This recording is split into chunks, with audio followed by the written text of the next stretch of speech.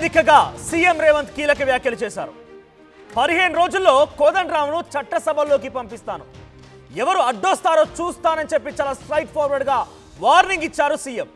Professor ఎమ్మెల్సీగా ఉంటే తప్పేంటి, డిసెంబర్లో మళ్ళీ ఉస్మానియా యూనివర్సిటీకి వస్తాను, ఆర్ట్స్ కాలేజ్ ముందే నేను సభ పెడతాను, మీటింగ్ పెట్టిన రోజు క్యాంపస్లో ఒక్క పోలీస్ కూడా ఉండొద్దు, ఆ మీటింగ్లో ఎవరి అభిప్రాయాలు వారు చెప్పొచ్చు, ఆ రోజు అక్కడికక్కడే జీవోలు ఇస్తానని చెప్పి కూడా చాలా స్ట్రైట్ ఫార్వర్డ్గా నిజంగా ఆయన అక్కడ వేదికపై మాట్లాడుతున్నంతసేపు అక్కడ విద్యార్థులందరూ కూడా కేరింతలు చప్పట్లు వీలలు అంటే ఒక ముఖ్యమంత్రి డైరెక్ట్గా పబ్లిక్తో మాట్లాడినట్టుగా ఆయన ప్రసంగం కనిపించింది. ఒక దమ్మున లీడర్ అని చెప్పి కూడా వారంతా అభివర్ణించడం మొదలుపెట్టారు. ఆ రోజు అక్కడెక్కడే జీవోలు ఇస్తానని కూడా చెప్పుకొచ్చాడట. త్వరలోనే 40,000 ఉద్యోగాలు భర్తీ చేస్తామన్నారు. మానవ రూపంలో ఉన్నటువంటి మృగాలన్నీ ఫామ్ హౌస్లో ఉన్నాయని చెప్పి సీఎం రేవంత్ చాలా స్ట్రాంగ్గా వార్నింగ్ ఇచ్చారు. సో ఎవరైతే కడుపు మంటగా ఉన్నారో, ఎవరైతే ఇబ్బందులు పడుతూ ఉన్నారో వారే అనవసరపు దుష్ప్రచారాల్ని తెరలేపుతూ ఉన్నారు, దుర్మార్గాలకు తెరలేపుతూ ఉన్నారు.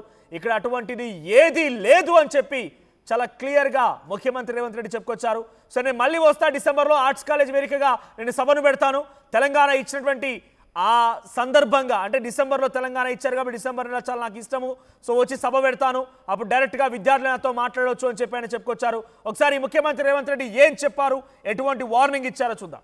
విద్యార్థి రాజకీయాల నుంచి వచ్చినోడే కదా, ఏ పేరైనా తీసుకోండి. ఈరోజు నా మంత్రివర్గంలో ఉన్నోళ్ళు మీకు అందుబాటులో ఉండనోళ్ళ, మీరు కలిస్తే చెబితే విననోళ్ళ. ఇవాళ ప్రొఫెసర్ కోదండరాం గారిని ఎమ్మెల్సీగా చేసినాం ఎందుకు, మీ సమస్యలు విని చట్టసభలలో ప్రస్తావిస్తాడని. కుట్ర చేసి సుప్రీంకోర్టుకి వెళ్ళి కొట్టేపించారు. నేను మళ్ళీ చెప్తున్నా, సార్ను 15 రోజులు మళ్ళీ ఎమ్మెల్సీకి పంపుతాం, ఎవడడ్డం వస్తాడో చూద్దాం. ఎందుకంటే ప్రజాస్వామికంగా ప్రజల సమస్యల్ని ప్రస్తావించే వాళ్ళు చట్టసభలలో ఉండాలనేది నా ఆలోచన. అలాంటి వాళ్ళని నువ్వు పంపించినప్పుడు వాళ్ళకు కూడా పదవి ఉండొద్దని సుప్రీంకోర్టు వరకు పోయి కోట్ల రూపాయలు పెట్టి పెద్ద పెద్ద న్యాయవాదులను తీసుకొచ్చి ప్రొఫెసర్ కోదండరాం సార్ని ఎమ్మెల్సీగా తొలగించారు. ఏం పైశాచికానందం ఇది, ఏం శునకానందం. సార్ ఒక్కడు ప్రొఫెసర్గా ఉంటే తప్ప, ప్రొఫెసర్ గారు ఎమ్మెల్సీగా ఉంటే తప్ప, మీ ఇంటిల్లి పాది మంత్రులు ఉండొచ్చు, ముఖ్యమంత్రి ఉండొచ్చు, ఎమ్మెల్సీలు ఉండొచ్చు, ఎంపీలు ఉండొచ్చు, అన్నీ మీ కుటుంబం ఉండొచ్చు. కానీ పొలిటికల్ చేసి చైర్పర్సన్గా పనిచేసిన కోదండరాం గారు ఒక ఎమ్మెల్సీ ఉంటే మీ దుఃఖమేందని అడుగుతున్నా. నా మీద తీటు ఉందంటే నేను అర్థం చేసుకుంటా. ఆ సార్ ఏందే పాపం, ఇంటి తలుపులు వలగొట్టినా ఏమనలే సారు, నేనైతే చెంపలు వలగొడుతుంటే. ఆయనను కూడా ఉండొద్దు ఎమ్మెల్సీ గాని అంటే ఎట్లాంటి ఆలోచనలతో ఉన్నారో ఒకసారి ఆలోచన చేయండి. ప్రొఫెసర్ ఎమ్మెల్సీగా అయితే తప్పేంటి, తెలంగాణ జాయింట్ యాక్షన్ కమిటీ పెట్టినటువంటి ఆ పెద్ద ఆయనని ఎమ్మెల్సీగా చేసి గౌరవిస్తే కోట్ల రూపాయలు పెట్టి సుప్రీంకోర్టు వరకు వెళ్ళి ఆయన ఎమ్మెల్సీ పని పక్కన పెడతారా? 15 రోజుల్లో మళ్ళీ చట్టసభల్లోకి పంపిస్తానని చెప్పి చాలా స్ట్రైట్గా వార్నింగ్ ఇస్తూ మరి చెప్పారు ముఖ్యమంత్రి. మరోవైపుగా నా మంత్రివర్గంలో వారందరూ కూడా విద్యార్థి దశ నుంచి వచ్చినటువంటి వారే, వాళ్ళంతా విద్యార్థి నాయకులుగా ఎదిగిన వారే. మీకు ఎవరిని అందుబాటులో లేరా, మీతో మాట్లాడతలేరా, మీరు కలవంగా వద్దన్నారా, మీ మాట వింటలేరా? మాట్లాడండి. మళ్ళీ డిసెంబర్లో వస్తా, ఇక్కడే సభ పెడతా, ఆర్ట్స్ కాలేజ్ వేదికగా సభ పెట్టి మళ్ళీ మీ అందరితో మాట్లాడతాం, అభిప్రాయాలు తెలుసుకుంటా, అక్కడికక్కడే వెంటనే జీవోలు కూడా పాస్ చేస్తానని చెప్పి ముఖ్యమంత్రి చెప్పుకొచ్చారు. మీ ఇంట్లో వాళ్ళు ఎవరైతే ఉన్నారో వాళ్ళంతా ఎమ్మెల్యేలుగా, ఎమ్మెల్సీలుగా, ఎంపీలుగా, మంత్రులుగా, ముఖ్యమంత్రులుగా ఒకే కుటుంబం నుంచి ఇంతమంది ఉండొచ్చు. కానీ ఒక బక్కపలసన ఆయన చదువుకున్న విద్యావంతుడు మేధావి ఎమ్మెల్సీగా ఉంటే తప్పేంటి అంటూ కూడా కోదండరాంని ఉద్దేశించి ముఖ్యమంత్రి రేవంత్ రెడ్డి మాట్లాడుకొచ్చారు. ఒక రకంగా కోదండరాంని ఆకాశానికి ఎత్తేసారని చెప్పాలి. సో ప్రస్తుతానికి ముఖ్యమంత్రి రేవంత్ రెడ్డి మాట్లాడిన మాటలు పెద్ద ఎత్తున అటు ఉస్మానియా విద్యార్థి వర్గాల్లో కూడా పెద్ద ఎత్తున చర్చనీయాంశంగా మారాయి. కొంత సంతోషంగా కూడా ఉన్నారు. At the same time Kodandaram ఎమ్మెల్సీకి ఎటువంటి డోకా లేదు అని చెప్పి కూడా అదే ఉస్మానియా వేదికగా రేవంత్ రెడ్డి చెప్పుకొచ్చారు. మా ప్రతినిధి మధు సిద్ధంగా ఉన్నారు ఫోన్ లైన్లో.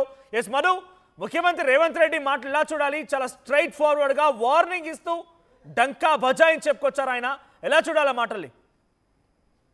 మళ్ళీ డిసెంబర్లో మళ్ళీ ఉస్మానియా యూనివర్సిటీకి వస్తానన్నారు. వస్తున్న సందర్భంలోనే ఇదే యూనివర్సిటీలో ప్రొఫెసర్ గా పనిచేసినటువంటి కోదండరాంకి ఎమ్మెల్సీ ఇస్తే ఆయన ఎమ్మెల్సీ కోర్టు వరకు వెళ్ళి రద్దు చేయించే ప్రయత్నం చేశారు. కోట్ల రూపాయల ఖర్చు పెట్టారు. ఖర్చు చేసి ఎమ్మెల్సీ ఉండకుండా పక్కకు తప్పించే ప్రయత్నం చేశారు. 15 రోజుల్లోనే మళ్ళీ కోదండరాంను చట్టసభలకు పంపుతాం, మళ్ళీ అప్పుడు ఎవరడ్డొస్తారో చూస్తానంటూ స్టేట్మెంట్ చేశారు. అయితే కోదండరాంకు సంబంధించినటువంటి అంశంలో గతంలో అసలు ఏం జరిగింది అనేటువంటిది ఒకసారి డీటెయిల్స్ లోకి వెళ్తే, బీఆర్ఎస్ అధికారంలో ఉన్నప్పుడు బీఆర్ఎస్ సంబంధించినటువంటి ప్రభుత్వం అప్పుడు ఇద్దరిని నామినేట్ చేసింది. దాంట్లో దాసోజు శ్రవణ్ ఒకరు, వీళ్ళను నామినేట్ చేస్తే కొన్ని కారణాలతో గవర్నర్ ఈ ఫైల్ రిజెక్ట్ చేశారు. రిజెక్ట్ చేయడంతో వీరి ఎన్నిక అప్పుడు కాలేదు. సో దాంతో వీళ్ళు కోర్టును ఆశ్రయించారు. గవర్నర్ తప్పుడు నిర్ణయం తీసుకున్నారనేటువంటిది. సో తర్వాత కాంగ్రెస్ అధికారంలోకి వచ్చింది. కాంగ్రెస్ అనర్హత వేటు పడింది, వాళ్ళిద్దరిని ఎమ్మెల్సీగా తొలగిస్తూ నిర్ణయం తీసుకున్నటువంటి సిచ్యువేషన్. సో ఈ అంశాన్ని ప్రస్తావిస్తూ ఇదే ఉస్మానియా యూనివర్సిటీలో ప్రొఫెసర్ గా ఉన్నటువంటి కోదండరాం ఎమ్మెల్సీగా ఉంటే కూడా బీఆర్ఎస్ పార్టీ నాయకులు తట్టుకోలేకపోతా ఉన్నారు. ఆయన ఉద్యోగాన్ని తొలగించారు, ఎమ్మెల్సీ పదవిని తొలగించినటువంటి పరిస్థితి అనేటువంటి స్టేట్మెంట్ చేశారు. సో త్వరలోనే ఒక ప్రొఫెసర్ ని మళ్ళీ ఆ ప్రొఫెసర్ ని ఎమ్మెల్సీగా నియమించుకున్నాం, చట్టసభలోకి పంపుతామంటూ స్టేట్మెంట్ చేశారు ముఖ్యమంత్రి. మొత్తం త్వరలోనే ఒక 40,000 ఉద్యోగాలు భర్తీ చేయబోతా ఉన్నాం. అప్పుడు డిసెంబర్ లో మళ్ళీ నేనే ఉస్మానియా యూనివర్సిటీకి వస్తాను, ఒక్క పోలీసు కూడా లేకుండా నేనే వస్తాను, నన్ను ఎవరైతే అడ్డుకుంటామంటున్నారో, నాకు వ్యతిరేకంగా ఎవరైతే మాట్లాడుతున్నారో వారందరితో నేనే మాట్లాడతాను, వారందరితో అడిగినటువంటి క్వశ్చన్స్ కి నేనే సమాధానం చెప్తానంటూ స్టేట్మెంట్ చేశారు. మొత్తానికైతే ఒక క్లారిటీ ఇచ్చారు ముఖ్యమంత్రి ఈ రోజు ఉస్మానియా యూనివర్సిటీ వేదిక నుంచి. కోదండరాం కి మళ్ళీ ఎమ్మెల్సీ ఇవ్వనున్నట్టుగా ఒక స్పష్టతనిచ్చే ప్రయత్నం చేశారు. మనోజ్ రైట్, అంటే డైరెక్ట్ గా ఆయన మళ్ళీ వస్తాను, మా ఎమ్మెల్యేలు సిద్ధంగా ఉన్నారు, లేకపోతే మంత్రులు సిద్ధంగా ఉన్నారు, మీరు మాట్లాడే మాటల్ని మేము వింటాము, డిసెంబర్లో మళ్ళీ వచ్చి ఇక్కడ వేదికను పెట్టి ఎంబడి అక్కడ స్పాట్లోనే జీవోలు కూడా విడుదల చేస్తానని చెప్పుకొచ్చారు. అంటే ఆయన ఏం చేయబోతున్నారు అనుకోవాలి? ఉస్మానియా విద్యార్థులతో మరింతగా మమేకం కాబోతున్నారు. ఉస్మానియా విద్యార్థుల్ని ప్రభుత్వంలో ఒక రకంగా సలహాలు సూచనలు ఇచ్చేటువంటి వేదికగా ఆయన మార్చుకోబోతున్నారు అనుకోవాలా?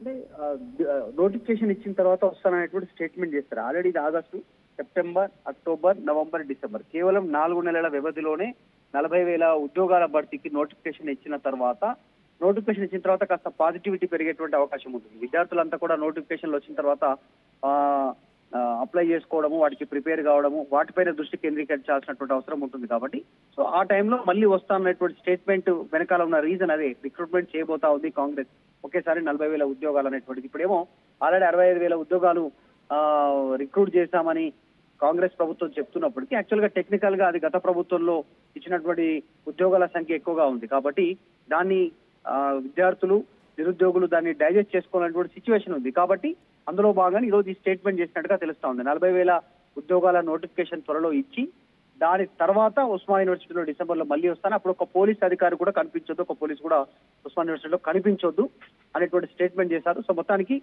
ఒక క్లారిటీ ఇచ్చారు. 40,000 నోటిఫికేషన్లు, కోదండరాంకి మళ్ళీ ఎమ్మెల్సీ అనేటువంటి స్టేట్మెంట్ చేస్తూ ఈ రకమైనటువంటి నిర్ణయం ప్రకటించారు. అయితే కొంత ఘాటైన విమర్శలు కూడా చేశారు ఉస్మానియా యూనివర్సిటీ. నెక్స్ట్ బీఆర్ఎస్ అధికారంలోకి వస్తే ఉస్మానియా యూనివర్సిటీ కూడా ఉండదు, ప్లాట్లు చేసి అమ్ముకుంటారు, పేద విద్యార్థులు, నిరుద్యోగులు చదువుకోవడం, వాళ్ళు ఉద్యోగాలు చేయడం బీఆర్ఎస్ పార్టీ నాయకులకు ఇష్టం ఉండదు అనేటువంటి స్టేట్మెంట్ కూడా చేశారు. మానవ రూపంలో ఉన్నటువంటి మృగాలన్నీ ఫామ్ హౌస్ లో ఉన్నాయంటూ కూడా మళ్ళీ కేసీఆర్ టార్గెట్ గా మరొకసారి రేవంత్ రెడ్డి ఉస్మానియా వేదికగా చెప్పే ప్రయత్నం చేశారు. Right, thank you Madhu. So మొత్తం మీద ఓయూ వేదికగా సంచలన ప్రకటన చేశారు ముఖ్యమంత్రి రేవంత్ రెడ్డి. చాలా స్ట్రైట్ ఫార్వర్డ్ వార్నింగ్ కూడా ఇచ్చారు ఆయన.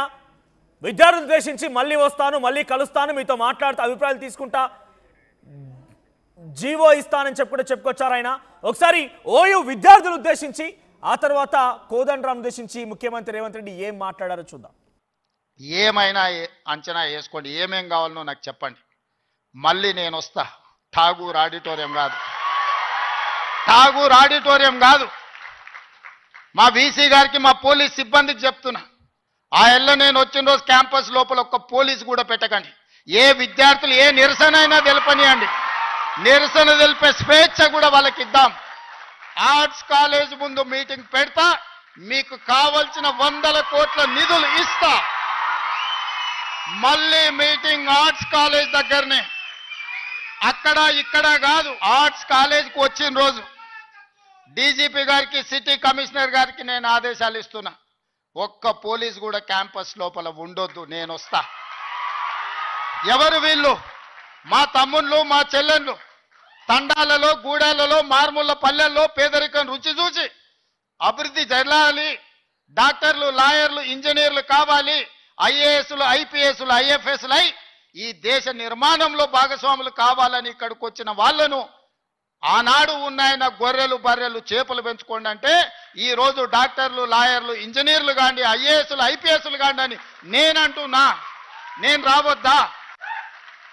ఎందుకు రావద్దు? గొర్రెలు బర్రెలు చేపలు పెంచుకునేటోనికి నేను రావద్దని కోరుకుండొచ్చు, కానీ డాక్టర్లు లాయర్లు ఇంజనీర్లు ఐఏఎస్లు ఐపీఎస్లు విద్యార్థులకు నేను రావద్దని నన్ను అడ్డుకోవాలన్న ఆలోచన ఎందుకు ఉంటుంది? ఒకవేళ అడ్డుకుంటే వాళ్ళు వేసే యక్ష ప్రశ్నలకు సమాధానం చెప్పే చిత్తశుద్ధి నాకుంది. తెలివి ఉందా లేదా పక్కన పెడితే నాకు చిత్తశుద్ధి ఉంది. నా చిత్తశుద్ధిని ఎవరు ప్రశ్నించలేరు, ఎవరు శంకించలేరు. అందుకే మీరు అంచనాలు పెంచండి, అంచనాలు వెయ్యండి, అన్ని వివరాలు సేకరించండి.